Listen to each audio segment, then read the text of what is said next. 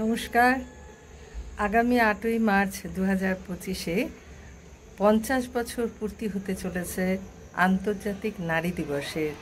এই নারী দিবস উপলক্ষে আমি আমার টি উইথ মিলি আমার এই চ্যানেলের তরফ থেকে সবাইকে জানাই, যে যেখানে আছে সমাজের সর্বস্তরের সমস্ত মহিলাদের উদ্দেশ্যে জানাই আমার শ্রদ্ধা, প্রণাম, আন্তরিক শুভেচ্ছা। এই বিশেষ দিনটি অর্থাৎ নারী দিবস প্রত্যেক মহিলার কাছেই আমার মনে হয় প্রত্যেকটি দিনই তো নারী দিবস। কারণ নারী দিবস যেই কারণে স্বীকৃতি লাভ করেছে, অর্থাৎ মেয়েদের সমান অধিকার, সমাজে সর্বকিছুতে যাতে সমান অধিকার, সমান মর্যাদা, সমান ইকুয়াল যে ডিস্ট্রিবিউশনটা সেটা যাতে থাকে, তার জন্যই তো এই লড়াই শুরু হয়েছিল। অর্থাৎ আমি পরিশ্রম করব পুরুষের সমান, কিন্তু আমি যখন পারিশ্রমিক পাবো তখন সেটা হাফেরও কম। এই যে অবিচার চলে আসছে প্রত্যেকটি ক্ষেত্রে মহিলাদেরকে একটু অবজ্ঞার চোখে গণ্য করা বা মহিলাদেরকে দুর্বল ভাবা, শারীরিকভাবে মানসিকভাবে, এই যে মূর্খতা, আমি টোটালি এটাকে মূর্খতা হিসাবে দেখব। কারণ বিশেষত ভারতবর্ষের মাটিতে দাঁড়িয়ে কোনো মানুষ যদি মহিলা শক্তিকে ক্ষুদ্র বলে বা ছোট বলে ভাবার চেষ্টা করে, কারণ যে দেশের মাটিতে মা স্বয়ং দেবী দুর্গা দশভুজা হয়ে ওই রকম ভয়ঙ্কর অসুরকে দমন করতে পেরেছিল, সেইখানে দাঁড়িয়ে যদি এই ধরনের চিন্তাভাবনা এখনও কেউ বজায় রাখতে চায়, তাহলে আমি বলবো সে একেবারেই অন্য জগতে বাস করে।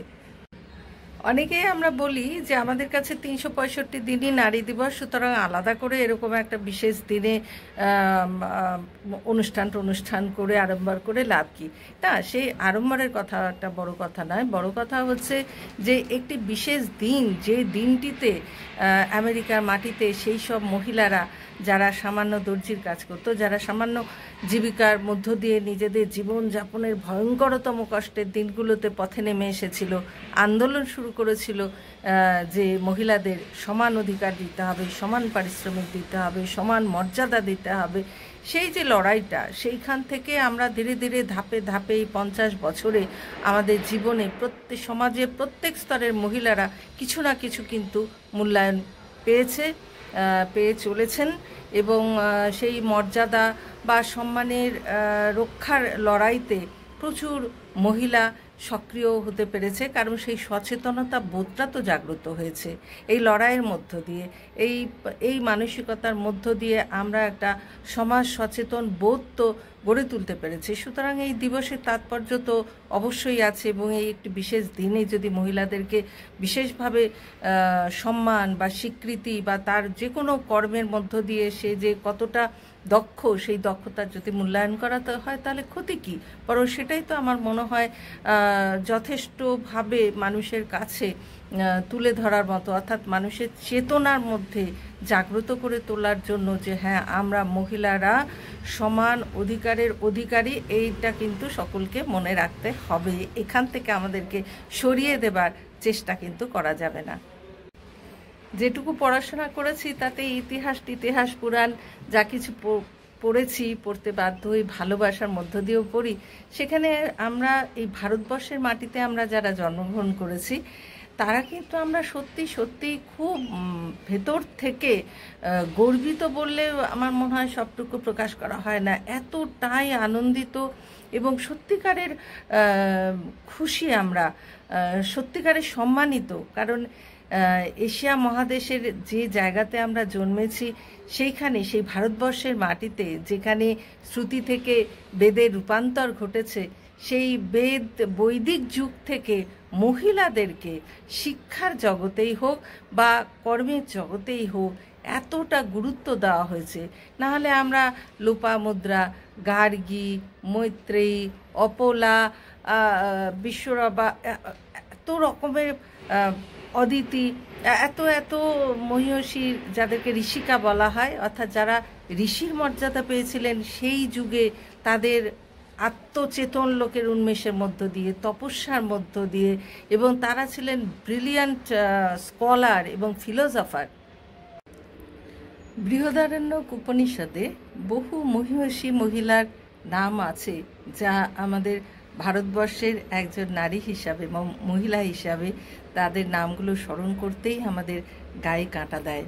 যে সেই রকম সময়ে 8th সেঞ্চুরি, সেই সময়েও মেয়েরা লেখাপড়ার দিকে এতটাই অধিকার পেয়েছিল শিক্ষা বিদ্যা চর্চার জন্য, তবেই তাদের ভেতরে এতখানি শিক্ষা, দর্শন, বোধ, জীবন সম্বন্ধে এতটা প্রজ্ঞা তাদের ভিতরে সৃষ্টি হয়েছিল। তো যারা সেই সময়ে এই ধরনের বিদ্যা শিক্ষা চর্চা করেছিলেন, এই গোটা বৈদিক যুগে যাদেরকে আমরা পেয়েছি, যেমন একটু আগেই বলেছিলাম বিশ্ববরা, আত্রেয়ী, লোপামুদ্রা, উষসী, লাক্ষা, অদিতি, শাশ্বতী, এরকম। আর আমরা তো মৈত্রেয়ী এবং সবথেকে যেটা বড় কথা, সব কিছুতেই গার্গী, মৈত্রেয়ী, আত্রেয়ী, লোপামুদ্রা, এদের কথা তো আমরা সবসময়ই ভাবি। যাজ্ঞবল্ক্য নামে মুনি পত্নী ছিলেন, তিনিও একজন বিশাল পণ্ডিত ঋষি ছিলেন। তার 2 স্ত্রীর মধ্যে কাত্যায়নী ছিলেন ঘর সংসার দেখার জন্য মনোযোগী একজন অত্যন্ত নিষ্ঠাবতী স্ত্রী, আর সেই সাথে আমাদের মৈত্রেয়ী ছিলেন অত্যন্ত গভীর জ্ঞানের অধিকারিণী, যার জন্য দেখা গেছে যে তিনি ঋগ্বেদে 10টি শ্লোক তিনি কিন্তু রচনা করেছেন বলে উল্লেখ আছে।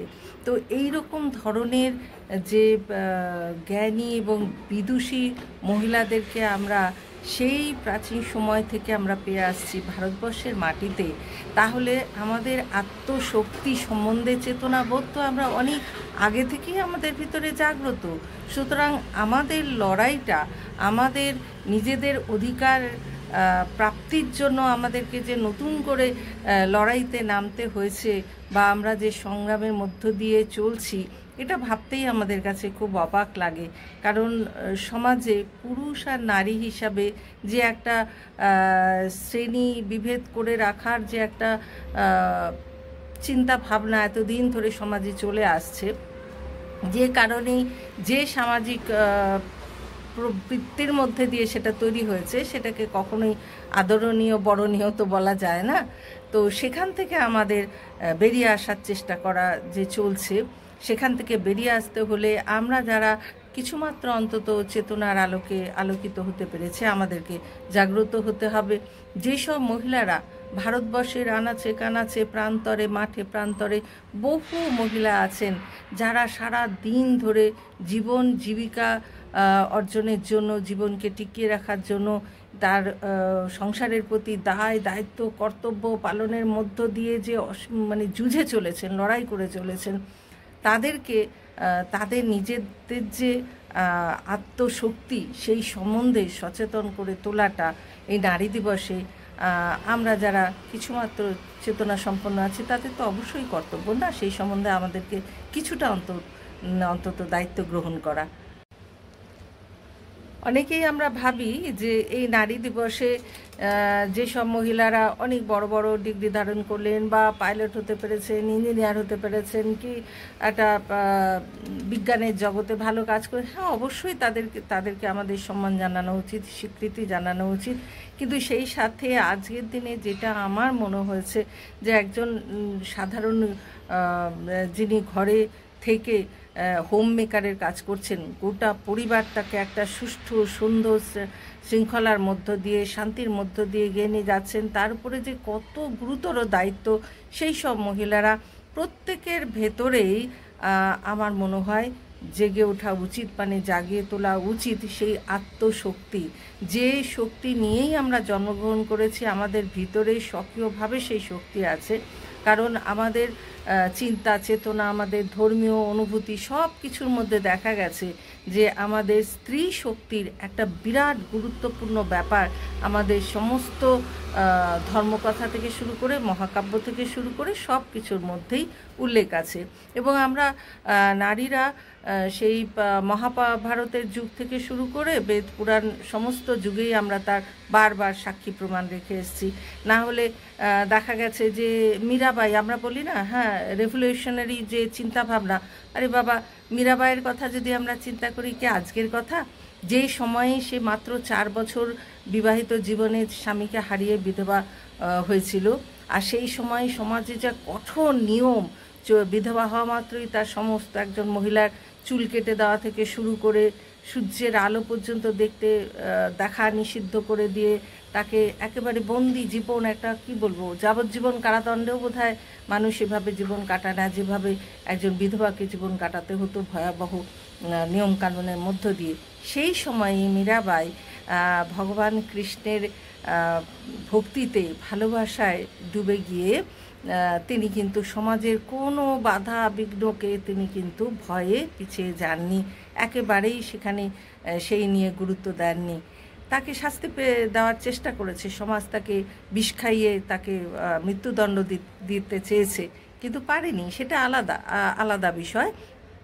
ভক্তিগত দিক থেকে তিনি তার জীবন নিজের শক্তিতে বাঁচিয়ে তুলেছেন। তার গভীর আত্মবিশ্বাস, ঈশ্বরের প্রতি বিশ্বাস মানে হচ্ছে নিজের প্রতি, নিজের আত্মশক্তির প্রতি যার গভীর বিশ্বাস থাকে, সেটাকেই ঐশ্বরিক শক্তি হিসাবে গণ্য করা উচিত আমার মনে হয়। তো সেই সময় থেকেই কিন্তু মহিলারা কিন্তু পদক্ষেপ নিয়েই চলেছেন।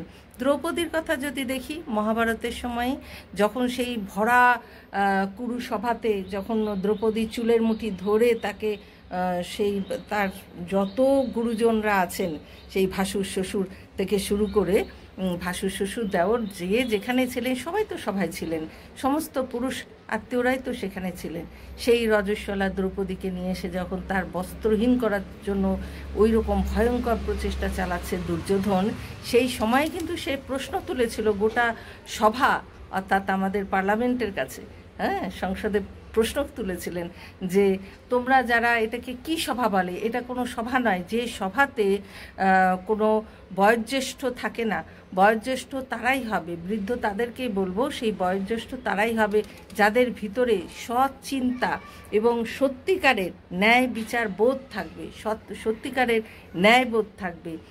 5 জন স্বামী আমার, সেখানে একজন স্বামী কি করে আমাকে একটা শর্তের মধ্যে নিয়ে যেতে পারে। এবং সবথেকে বড় কথা, যারা হেরে গেছে, হেরে যাওয়া ব্যক্তি তো এই ধরনের শর্তের মধ্যে, আর আমি কোনো নারী, একজন জলজান্ত মানুষ, আমি কোনো বস্তু নই যে বস্তু হিসাবে আমাকে ইউজ করা হবে। তো এই ধরনের প্রশ্নগুলো, এবং বারবার বলেছিলেন যে এখানে এই শর্ত রক্ষার কোনো প্রশ্নই আসে না, যে সভাতে পুরুষেরা বসে আছেন নিজেদেরকে শাস্ত্রজ্ঞ বা বিজ্ঞ বা পণ্ডিত বা বিচারক হিসেবে দেখছেন, যারা জানেনই না, যাদের ভিতরে সত্য বোধটাই নেই। তো সেই প্রত্যেকটা অবস্থাতে আমরা কিন্তু যদি দেখার চেষ্টা করি, আমরা দেখেছি নারী শক্তি সবসময় কিন্তু আমরা মহিলারা, বিশেষ করে ভারতবর্ষের মাটিতে বারবার কিন্তু এই পদক্ষেপ দেখা দিয়েছে এবং সোচ্চারভাবে নিজেদের জ্ঞান বুদ্ধি চেতনার প্রমাণ কিন্তু বারবার রেখেছে। এই আন্তর্জাতিক নারী দিবসে আমরা আইনসভার কাছ থেকে নানাবিধ আইন অর্জন করার চেষ্টা করে চলেছি, যেগুলো আমাদের জীবনে অত্যন্ত গুরুত্বপূর্ণ। কারণ অর্থনৈতিক সম অধিকার পাওয়ার যে আইন, শিক্ষাক্ষেত্রের আইন, নারী হিসাবে একটি বাচ্চা মেয়ে শিশু হয়ে যে জন্মেছে তার নিরাপত্তা, নারীদের নিরাপত্তা, সামাজিক যে অবস্থান, আমাদের প্রত্যেকটি ক্ষেত্রে আমাদের আইনগত সম্পত্তিগত দিক থেকে সেই আইনের আমাদের দরকার আছে। দাম্পত্য জীবনে, সাংসারিক জীবনেরও যে সুনিশ্চিত সুরক্ষার জন্য আমাদের রক্ষা কবচ হিসাবে আইনের দরকার আছে। এই সমস্তগত আইনের দিক থেকে, আইন মানে কি শাসনের মধ্যে রেখে অধিকারকে অর্জন করা, কিন্তু আমার বারবার মনে হয়েছে এর সাথে আমাদের ভীষণভাবে দরকার সামাজিক অবস্থানের পরিবর্তন ঘটানো। যা কিনা আমরা মানুষেরা প্রত্যেকের প্রতি মানসিকভাবে সহানুভূতি সম্পন্ন হয়ে সমচেতনা সম্পন্ন হওয়ার চেষ্টা না হওয়া পর্যন্ত এই পরিবর্তন আসতেই পারে না। অর্থাৎ প্রত্যেকে আমরা মানুষ হিসাবে, কে পুরুষ কে মহিলা সেটা বড় কথা নয়, প্রত্যেকের প্রতি যে মর্যাদাবোধ, যে সম্মানবোধ, যে আন্তরিক যে অস্তিত্বের যে সম্মানের বোধ, সেইটা যদি আমরা তৈরি করতে না পারি, গড়ে তুলতে না পারি, তাহলে কিন্তু আমাদের এই দিনটি সম্পূর্ণভাবে কোনো দিনই সফল হয়ে উঠবে না। তাই আমাদের ভেতরে সকলকেই উচিত যে সেই সামাজিক পরিবর্তনটা কিভাবে আনা যায়, কিভাবে আমরা সেই চেতনা সম্পন্ন একটা পরিবেশ তৈরি করতে পারি। একজন মা আমার ছেলেকে যখন বড় করছি, তার ভিতরে যেন প্রতি মুহূর্তে সেই বোধটা যেন তৈরি হয় যে একজন বোনের প্রতি, তার বোনের প্রতি, তার দিদির প্রতি, তার মা, মাসি, কাকিমা, জেঠিমা, সমাজে যাদেরকে সে পাচ্ছে তার রিলেশনের মধ্যে, তাদেরকে কিভাবে সম্মান করতে হবে, গুরুত্ব দিতে হবে, সমান অধিকার দেওয়ার চেষ্টা করতে হবে, এগুলো বোধ প্রত্যেকের আমরা যেন সচেষ্ট হই সেগুলো গড়ে তোলার জন্য। আমরা যেন এক পেশে চিন্তাভাবনা না করি যে মেয়ে হয়েছে বাড়িতে নিয়ে এলাম, কোনো রকম রিসেপশান নেই, কোনো রকম আনন্দ খুশি নেই, আরে বেটা হুয়া হ্যায় বলে যে আমাদের ধেই করে এত আনন্দ নৃত্য পুরুষ ছেলে হয়েছে বলে, এই সব চিন্তাভাবনাগুলোকে পরিবর্তন করার অবশ্যই সময় এসেছে। এবং এইরকম একটা বিশেষ দিনে আমরা যদি সবাই মিলে আরও বেশি করে জেগে ওঠার চেষ্টা করি, চিন্তাভাবনা করার চেষ্টা করি, তবেই এই দিনটির বিশেষ তাৎপর্য, বিশেষ গুরুত্ব, আমরা যে কষ্ট করে পেয়েছি এই স্বীকৃতি, এই দিনটাকে আমরা সম্মান জানাতে পারি এবং আমাদের জীবনের গুরুত্ব হতে পারে। যাই হোক, আমার সম্পূর্ণ উপলব্ধি, আমার যা মনে হয়েছে তাই আমি তোমাদের সঙ্গে শেয়ার করলাম। টি উইথ মিলি আমার এই চ্যানেলে প্রত্যেকের কাছে আমার অনুরোধ, তারা তাদের নিজস্ব অনুভূতি জীবনের যে কোনো কর্নার থেকে সে তার নিজের জীবনে কি সমস্যায় আসছে, কি ভালো লাগা আসছে, সেই সমস্ত কিছু সে কমেন্টের মাধ্যমে শেয়ার করতে পারবে, এই অনুরোধ আমি সবসময় রাখি। এই টি উইথ মিলি আমার এই চ্যানেলটিকে সাবস্ক্রাইব করে দিলে আমার যে নতুন এই মানসিক কথাবার্তা শেয়ার করার, অন্তরের ভেতরকার বিভিন্ন লুকোনো অনুভূতিগুলোকে শেয়ার করার যে জায়গা আমি তৈরি করতে চেয়েছি, সেটা আরও বড় হতে পারবে। তাই আমার অনুরোধ থাকলো, যদি ভালো লাগে সাবস্ক্রাইব করো, আর অবশ্যই নিজেদের পাওয়ারটাকে অবশ্যই সঠিকভাবে মানে সুদৃঢ়ভাবে সংরক্ষিত রাখা এবং তাকে ভালোভাবে নিজের জীবনে কাজে লাগানোর চেষ্টা করো। সবার কাছে আজকের এই বিশেষ দিনটির প্রতি শ্রদ্ধা জানিয়ে সকলের প্রতি আমার আন্তরিক ভালোবাসা জানাই।